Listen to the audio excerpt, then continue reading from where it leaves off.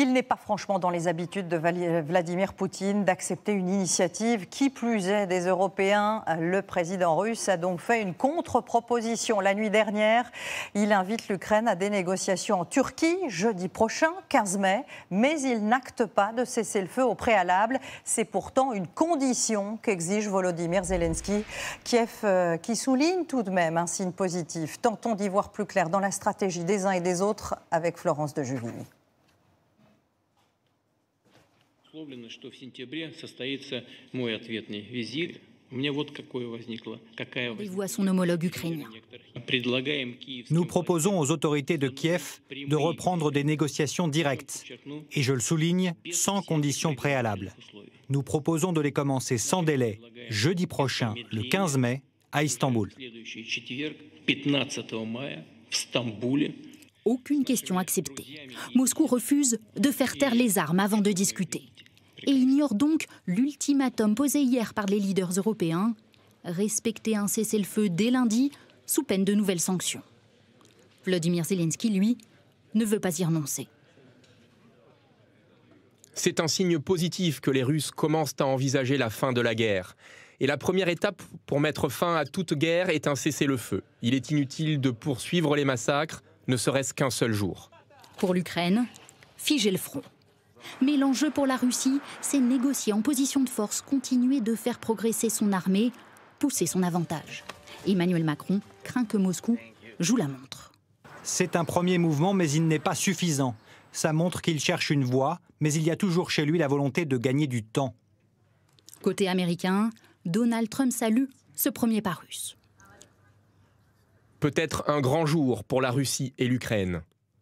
Depuis son investiture en février, il pousse pour des négociations sans effet jusqu'alors sur le Kremlin. Pourquoi maintenant? Quelles sont les intentions de Vladimir Poutine? Poutine ne peut pas non plus ne pas réagir face à l'impatience de plus en plus fortement exprimée par le président américain. Et enfin, Poutine ne peut pas faire comme si la Chine, dont le soutien est extrêmement précieux, n'existait pas. Et Xi Jinping souhaite que ce conflit soit achevé d'une manière ou d'une autre, parce que c'est fondamentalement très mauvais pour les affaires chinoises. Des négociations en Turquie, seul pays de l'OTAN fréquentable pour Vladimir Poutine. Le président turc s'est entretenu au téléphone avec Emmanuel Macron et salue un tournant historique. Alors Vladimir Poutine a-t-il l'intention de mettre fin à cette guerre ou joue-t-il la montre? Il est toujours très difficile de percer les intentions du président russe. Bonjour Jérôme Garraud, vous faisiez, vous, partie de la trentaine de journalistes invités au Kremlin hier soir. Vous connaissez bien aussi la population russe. Dites-nous, quelle est votre analyse? Bonjour, alors oui, nous avons attendu 8 heures dans ce palais du Kremlin pour cette déclaration de 20 minutes au cœur de la nuit. Nous étions 5 médias occidentaux avec la BBC ou CNN et cette invitation du Kremlin a été lancée il y a 3 jours, c'est-à-dire avant la proposition d'Emmanuel Macron.